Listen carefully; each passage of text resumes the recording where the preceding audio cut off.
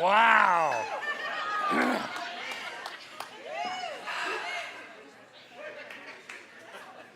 You a rowdy bunch. I like it.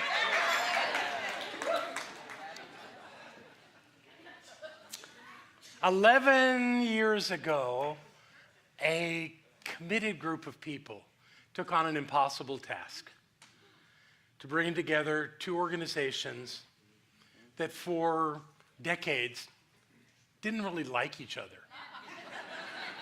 They were exactly the same, and that what they taught was identical. It was the same exact principle. Yet there was this thing that they couldn't ever come together. Yet this small group of people had a vision that it could be different. And we worked, and we worked, and we worked through things that they said were impossible. And then almost 6 years ago, the people came together. They said, yes, this is it. Actually, that was almost 7 years ago that we agreed to do it. And then 6 years ago, this coming February, we elected leadership. And a lot of great people ran for those positions, and a few were elected. And the spiritual leader that was elected for this new organization that was impossible is here tonight. He's going to talk to you.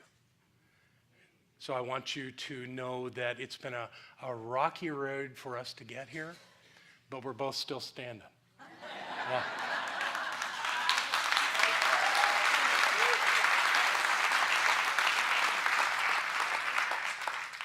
Ken Gordon, I've learned a lot from you, and I want you to share with these folks tonight so they can learn from you too. Reverend Dr. Kenn Gordon.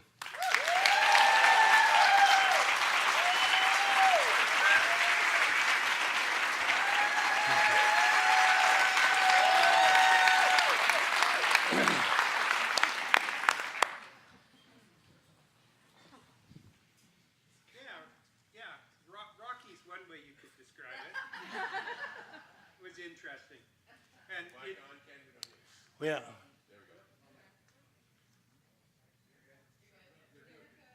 Try it again. Okay.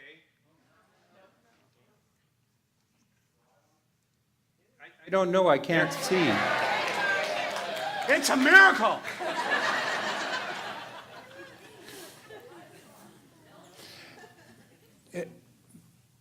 It has been an incredible 6 years with Dr. John, and before that I can't remember how many years. Kansas City, when you invited me to speak at the mini convo, was probably the first place that we really kicked off moving in this particular direction and where it really got started. And he's been in it from the very, very beginning, and you have such a marvelous two spiritual leaders and ministers in this church, and what an incredible church you have. So.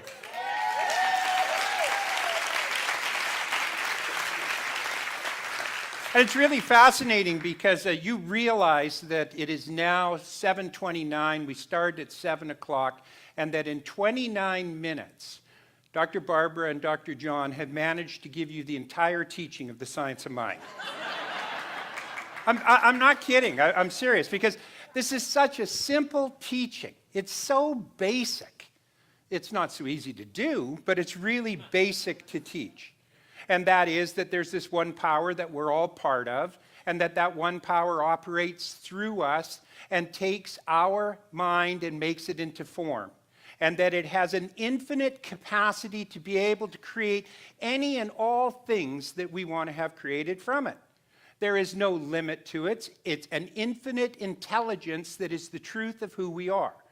And what we have is we have the ability to have free will, which means we have the ability to be able to have our own thoughts, our own opinions, and that those opinions, as long as we empower them, become the form of our experience and the form of our life. This church, Dr. Barbara shared with us earlier today how it was formed and how it was started. It was started as an idea, and it grew into a form, and this is the form we have. Your spiritual community is the form that you experience. What a magnificent thing. It works in perfection all the time. And no matter what you put into mind, it's got to become the reality, providing you maintain it and you keep your energy on it and you keep heading in that direction. Now, I know that for some of us here who are here for the CSL Ministers Conference, that we had somewhat of a surprise last night when we were actually called upon to test it in a fire walk. Now, I know that if you're probably a member of this center, you probably do that regularly. Some of us do not do that regularly. And every lesson that we're looking at right now actually was birthed out of that experience and that way of doing it. It was a perfect metaphor on how to create form in your experience and in your life. Dr. John began, just like life begins, by absolutely terrorizing us, by spending 2.5 hours telling us how not to worry, and if you don't want to do it, it's all right, because he knows some people who didn't do it, but they're of lower consciousness. Now, he didn't say that in words, but that's what I heard. What I heard was, oh, rats. And he explained how hardly anybody ever gets hurt by it unless they do certain things. And then he went on to explain to us the people who did get hurt by it, who were of lower consciousness.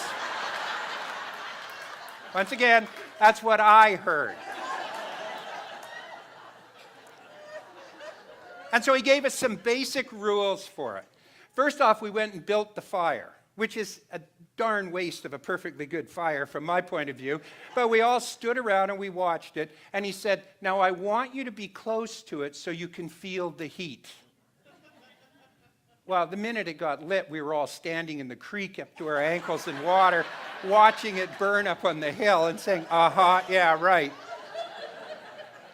Now let's go inside and I'll terrorize you for another couple hours. And we'll rake it out and come out in this glowing red thing that's laying there, and we all stand there. But he gave us some basic rules, and these are the basic rules of life. They're the basic laws of life. And what he said was, I'm going to stand over here, and I'm going to wait for you, and what I want you to do is I want you to look at me, and I want you to walk across the fire. But don't look at the fire, because you don't look at the problem. Don't look at the fire. Look at me and walk across the fire. And everything will be okay. And don't worry if you get a little kiss on your foot. Do you know what a little kiss on your foot is? I thought you might know what a little kiss on your foot is.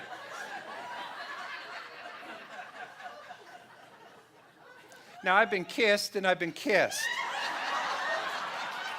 And I got to tell you, I'm not sure what he was talking about when he was talking about a kiss on the foot, but it was there.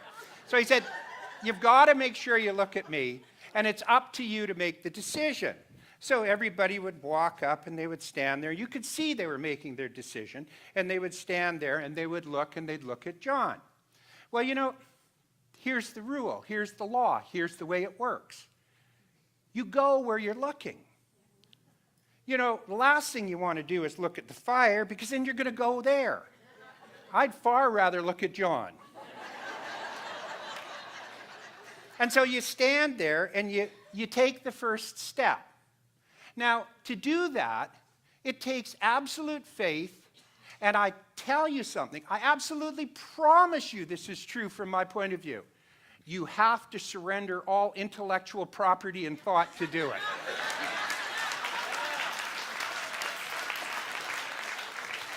You would be nuts to start thinking about it. At some point, you have to surrender and let go, and you have to know where you're going. Because you don't want to get halfway there and stop. Some people don't want to even get halfway there. And that's no different than it is with life. You know, each of us has the opportunity in our life where we're standing on the edge of a fire, and the impossible lays before us. It just resides before us. And this is impossible. You can't walk on flame. Those things are red hot. Here, pick one up and put it in your hand and see what it feels like. There's no way you can do that. It's not magic. There's something has to happen to make it work. And the same thing goes with us in our life. We stand on the verge of an idea or a thought, and our intellectual mind jumps in front of us, and it tells us how dangerous it is. It tells us how hot it is. It tells us how stupid it is. It tells us how senseless it is. But what we want waits on the other side, with its arms open to embrace us. And so, the first thing we need to do is we need to be aware where we want to go or what we hold to be true. Now, I travel like Dr. John all over the country, and I go to all the centers, and I meet all the people, and I see the world in a fairly large scope within the ivory tower of CSL.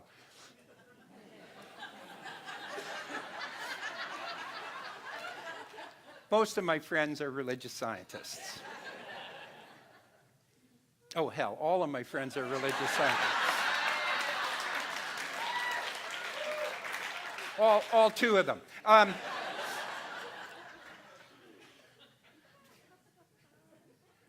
But when I go there and what I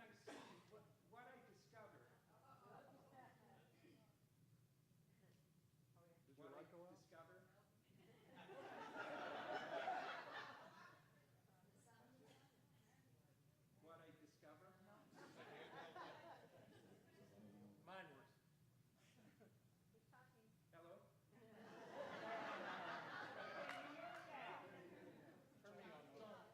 John, I'll use the walkie. So what I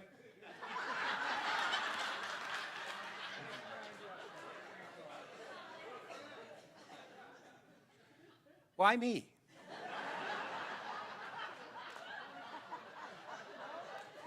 I mean, I pray.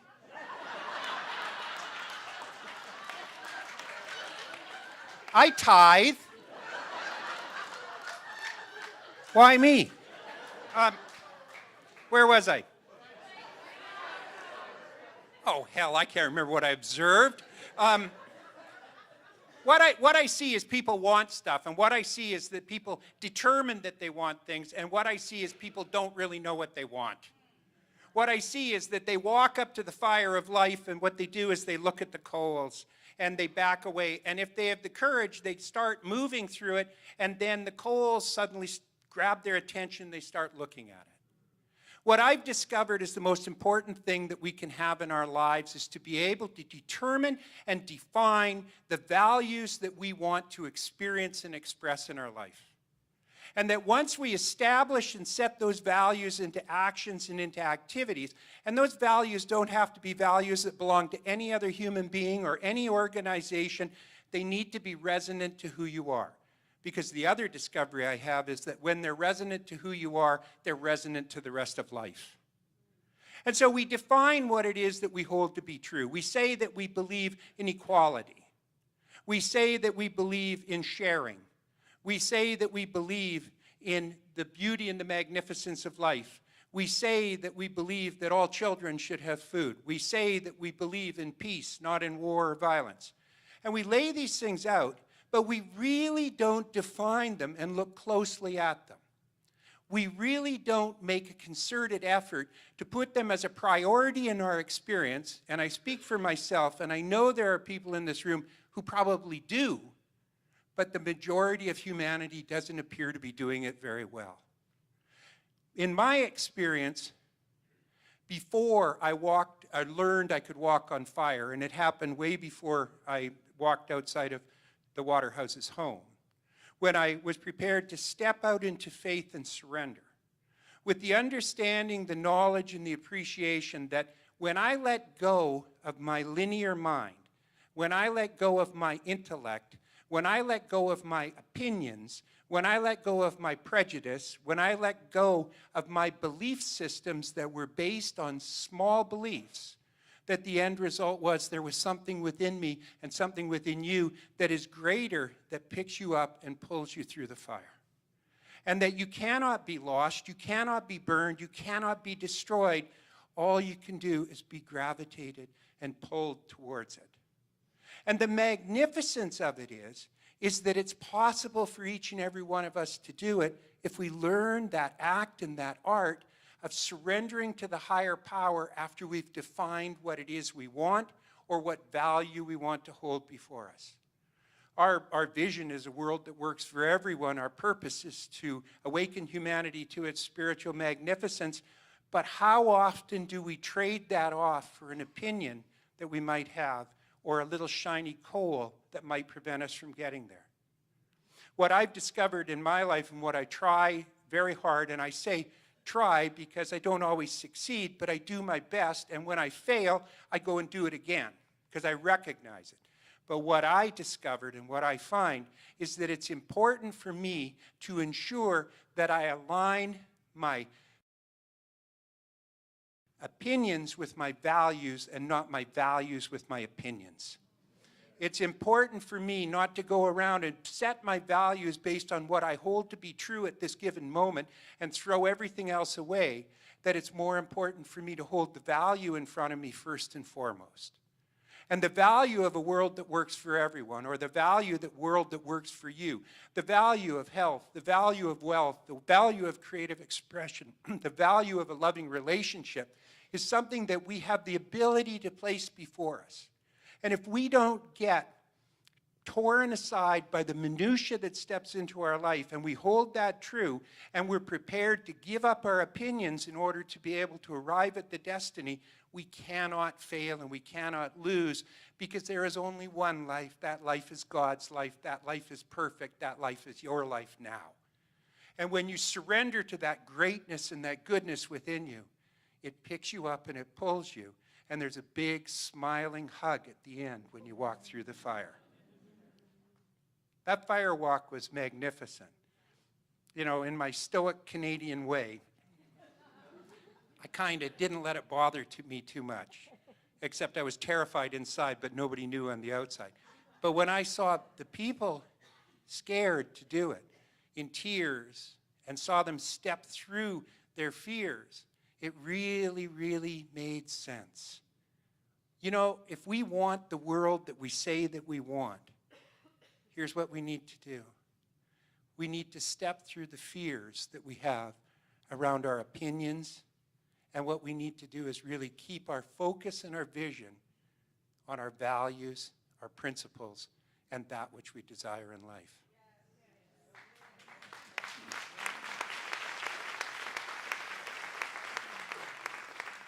That's it.